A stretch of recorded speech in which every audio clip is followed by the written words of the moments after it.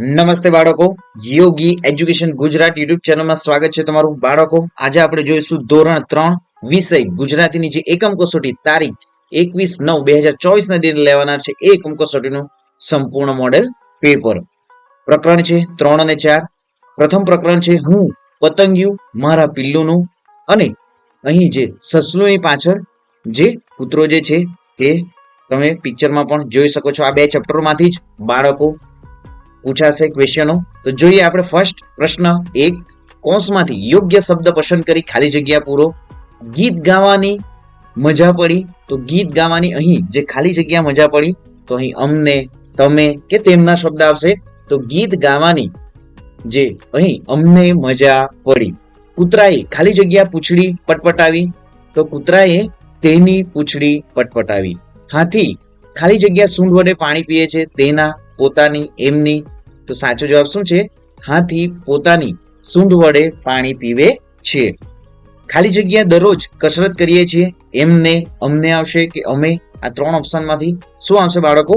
તો અહીં અમે દરરોજ કસરત કરીએ છીએ, જવાબ છે અમે. ભજન ગાવાનું ખાલી જગ્યા ખૂબ ગમે છે, તો હું આવશે, મને આવશે કે આપણે આવશે?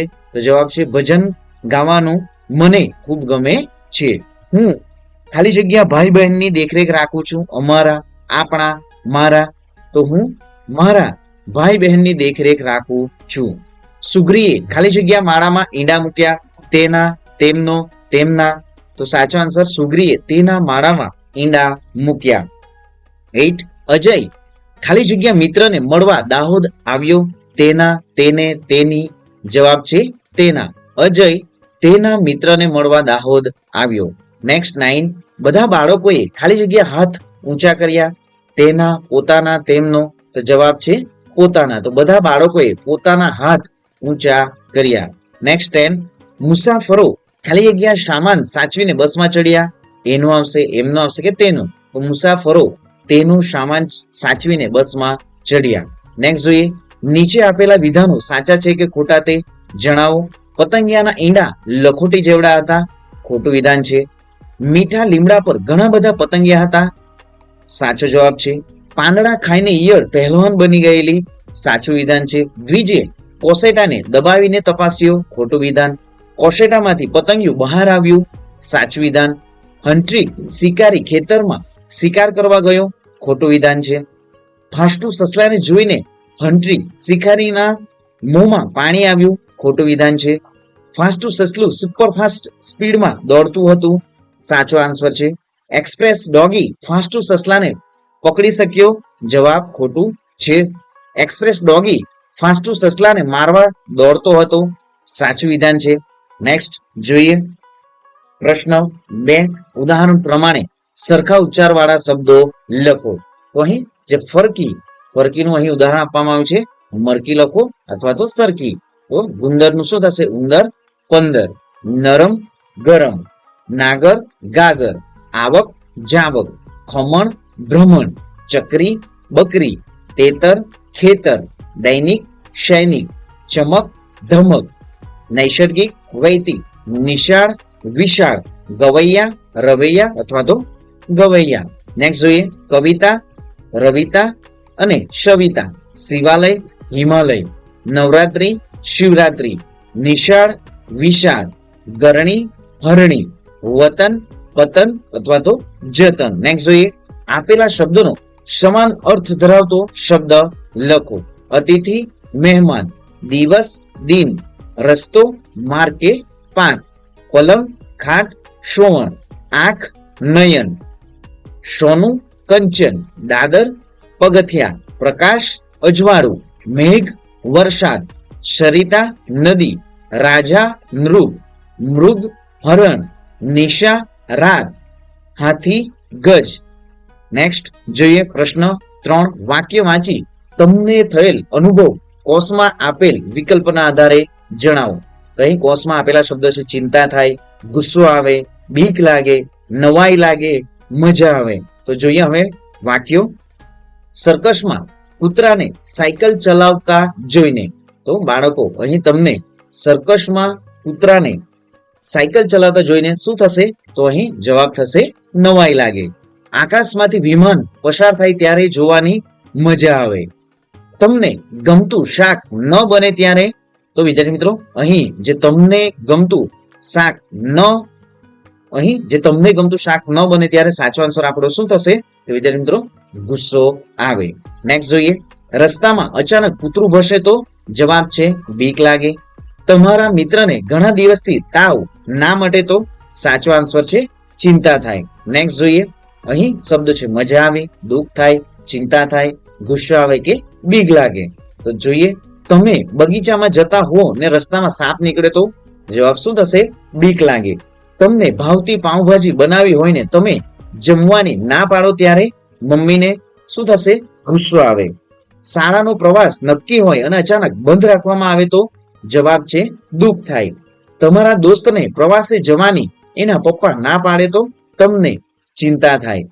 કશિશ અને ક્રેયાન્સને આજે ચકડોળમાં બેસવાની જવાબ છે મજા આવી. નેક્સ્ટ જોઈએ, પ્રશ્ન 3. વિદ્યાર્થી મિત્રો, ચેનલ સબસ્ક્રાઇબ નથી કરી તો ચેનલને સબસ્ક્રાઇબ કરી દો, વિડીયોને લાઈક પણ કરી દો બાળકો.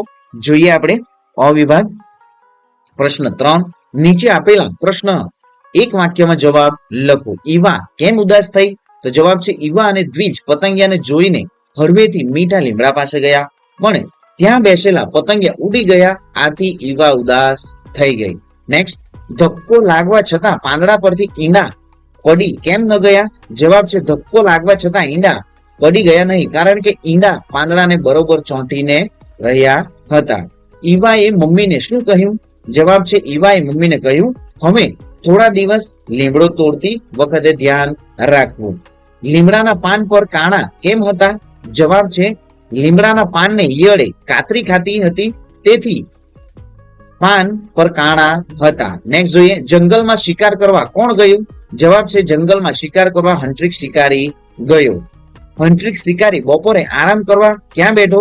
હંટ્રિક શિકારી બપોરે આરામ કરવા એક ઝાડ નીચે બેઠો. શું જોઈને એક્સપ્રેસ ડોગીના મોંમાં પાણી આવ્યું? તો જવાબ છે ફાસ્ટુ સસલાને જોઈને એક્સપ્રેસ ડોગીના મોંમાં પાણી આવ્યું. નેક્સ્ટ જોઈએ, એક્સપ્રેસ ડોગી ફાસ્ટુ સસલાને કેમ પકડી ન શક્યો? તો જવાબ છે ફાસ્ટુ સસલું સુપર ફાસ્ટ સ્પીડમાં દોડતું હતું, તેથી એક્સપ્રેસ ડોગી તેને પકડી ન શક્યો. ઈવાને કયું પતંગિયું ખૂબ ગમી ગયું? તો જવાબ છે ઈવાને મોટી પીળી પાંખો વાળું પતંગિયું ખૂબ ગમી ગયું. કોસેટો તૂટતા તેમાંથી શું બહાર આવ્યું? જવાબ છે કોસેટો તૂટતા તેમાંથી જીવડું એટલે કે પતંગિયું બહાર આવ્યું. નેક્સ્ટ જોઈએ, નીચેના પ્રશ્નોના ઉત્તર 2-3 વાક્યોમાં લખો. તો જોઈએ પ્રશ્નો, કોણ હસ્યું? એણે હસતા હસતા એક્સપ્રેસ ડોગીને શું કહ્યું?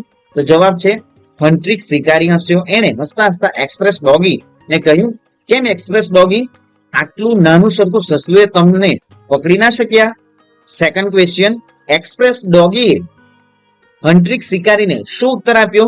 જવાબ, એક્સપ્રેસ ડોગીએ હંટ્રિક શિકારીને ઉત્તર આપ્યો, હું દોડતો હતો તેને ફાસ્ટુ સસલાને મારવા માટે, અને જે ફાસ્ટુ સસલું જે છે તે દોડતું હતું જીવ બચાવવા માટે, દોડમાં ફેર હતો ને. નેક્સ્ટ જોઈએ, દ્વિજ અને ઈવા ફાટી આંખે શું જોઈ રહ્યા? જવાબ છે એક સાંજે દ્વિજ અને ઈવાએ નિશાળેથી આવીને ખોખામાં જોયું તો પિલ્લુભાઈ શાંત જણાયા. કોસેટાનો રંગ ગાઢો થઈ ગયેલો અને તે ચૂપચાપ પડી રહેલો, તેઓ ફાટી આંખે આ દ્રશ્ય જોઈ રહ્યા. નેક્સ્ટ, કોસેટો તૂટતા શું થયું?